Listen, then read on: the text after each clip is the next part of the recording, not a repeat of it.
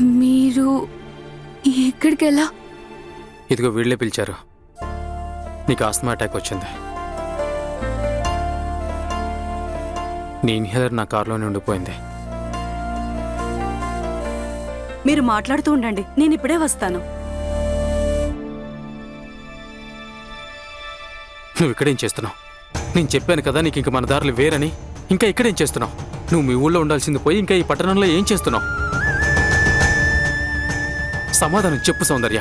నువ్వు మీ ఊరికి ఇంకా ఎందుకు వెళ్ళలేదు? నేను ఊరికి తిరిగి వెళ్ళలేను. వెళ్ళలేను అంటే అర్థమేంటి?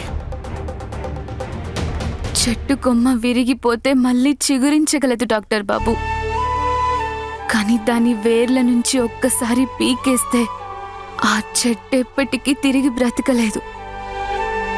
మా దగ్గర ఒక్కసారి అమ్మాయి పెళ్ళై ఇల్లు వదిలి వెళ్ళిపోతే తను చనిపోయిన తర్వాతే తిరిగి వస్తుంది.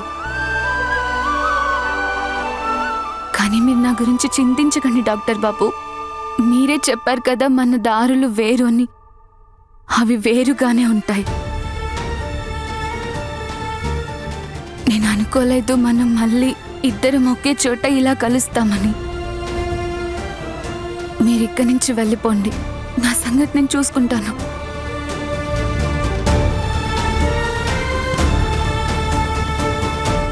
నువ్వు నన్ను బలవంతపు పెళ్లి చేసుకున్నావు. ఇంత పెద్ద పాపం చేశావు. ఇప్పుడు ఇదంతా చెప్పి ఏం సాధించాలనుకుంటున్నావు? తప్పు నాదేం చెప్పాలనా? లేదు లేదు డాక్టర్ బాబు, తప్పు నాది. మీకు బలవంతపు పెళ్లి జరిగింది, అది నా తప్పే. మీకు నాతో బంధం కలిసింది, అది నా తప్పే. కానీ మన దారులు వేరయ్యాక నేనే తప్పు చేయలేదు. మీరు వెళ్ళిపోండి. ఈ బలవంతపు పెళ్లి వల్ల మీ జీవితంపై భారంగా ఉండలేను. నేను మిమ్మల్ని బలవంతపు పెళ్లి నుంచి విముక్తి చేస్తున్నాను డాక్టర్ బాబు.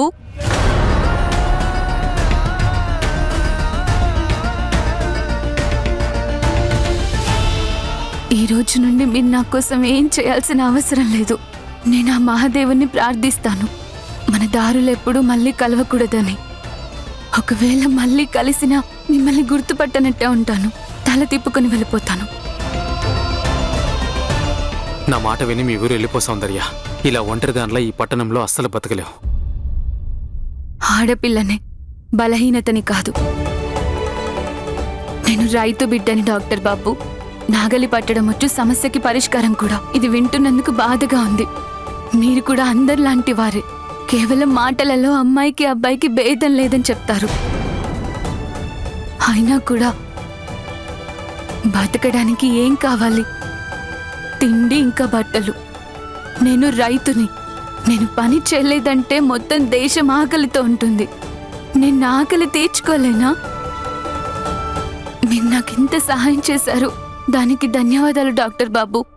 ఇక నుంచి మీరు మీ దారి చూసుకోండి, నేను నా దారి చూసుకుంటాను.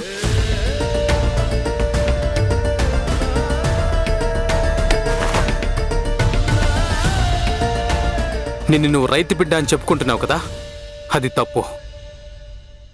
రౌడీలు ఇంకా ఆకతాయిలు కూతురని చెప్పుకోవాలి నువ్వు. తుపాకీలు అడ్డం పెట్టి పెళ్లిళ్ళు చేస్తారు మీరు.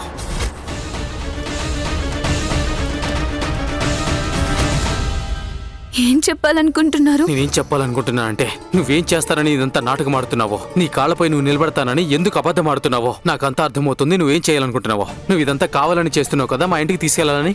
నువ్వు ఏదైతే కలలు కంటున్నావో ఎప్పటికీ అది నిజం కాదు సౌందర్య. డాక్టర్ బాబు, ఇక చాలు. నేనేదైతే చెప్పబోతున్నానో ఇప్పుడు అది సరిగ్గా విను. నువ్వు ఎంతలా ప్రయత్నించినా సరే, ఎన్ని పన్నాగాలు పనినా సరే, నేను నిన్ను ఎట్టి పరిస్థితుల్లోనూ మా ఇంటికి తీసుకెళ్ళను. ఎప్పటికీ తీసుకెళ్ళను. ఇంతవరకు నీ వల్ల చాలా భరించాను. ఇక నాకు నీ మొహం కూడా చూడాలని లేదు. నా దృష్టిలో నువ్వు ఈ బంధం రెండు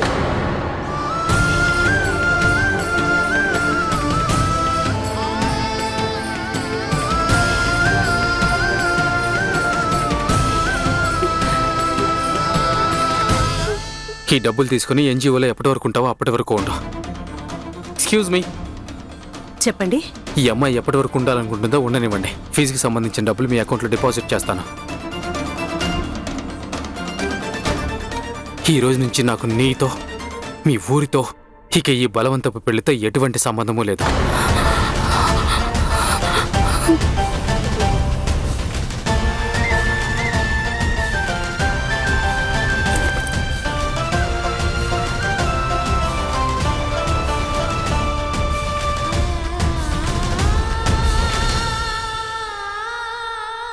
నాకు తెలుసు ఈ బలవంతపు పెళ్లి వల్ల మీకు చాలా అన్యాయం జరిగింది, కానీ నాకు కూడా అంతే అన్యాయం జరిగింది కదా.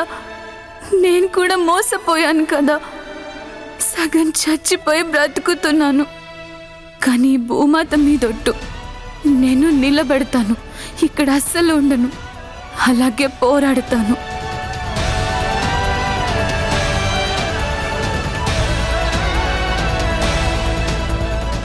తల్లి, ఒకవేళ నువ్వు ఇక్కడే ఉండాలనుకుంటే మాతో ఉండొచ్చమ్మా.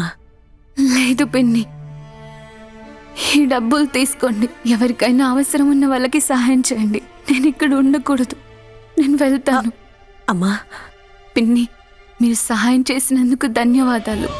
కానీ నేను ఇలా డబ్బులు తీసుకొని వాళ్ళ రుణాన్ని ఉంచుకోలేను.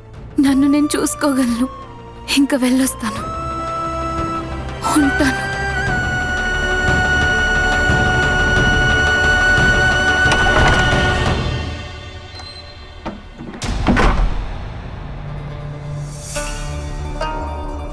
హాసిని ఇంకా వాళ్ళమ్మ మా ఇంట్లో ఏం చేస్తున్నారు?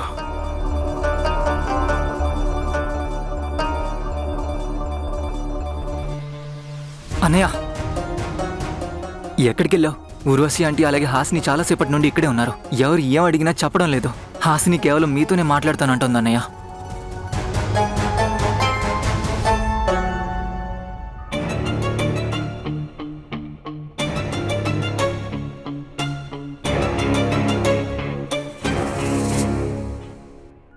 నీ ఫోన్ ఇవ్వు.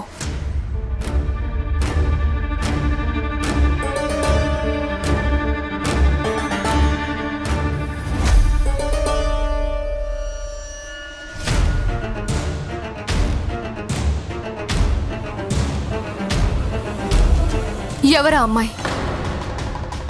నీ జీవితంలో నేను కాకుండా ఇంకొక అమ్మాయి ఉంది కదా? చెప్పు అవినాష్, ఎవరా అమ్మాయి? తన పేరేంటి చెప్పు. అందుకే నువ్వు ఇంతలా మారిపోయినట్టు ప్రవర్తిస్తున్నావు. చెప్పు అవినాష్, ఇంతకీ ఎవరా అమ్మాయి? చెప్పు అవినాష్, ఎవరా అమ్మాయి? ఎవరి కోసం నీ హాసిని నువ్వు వదిలేసి వెళ్ళిపోయావు? నువ్వు పెళ్లి చేసుకోలేదు కదా? చెప్పు చెప్పు, వెంటనే చెప్పు. పెళ్లి చేసుకోలేదు కదా? ఎవరా అమ్మాయి? చెప్పు అవినాష్, చెప్పు. అవును, నేను పెళ్లి చేసుకున్నాను.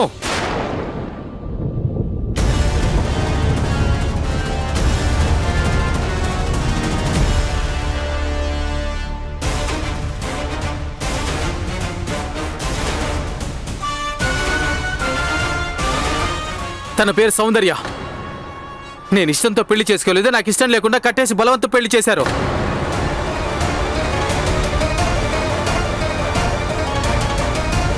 పెళ్లి చేసుకున్నావు కదా నువ్వు? అయితే చూడు ఇప్పుడు ఏం జరుగుతుందో నేను చెప్తాను.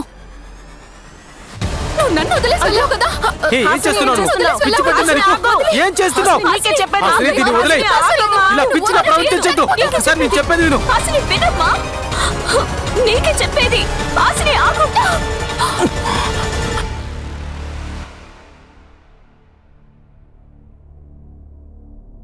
అవినాష్, చెప్పు.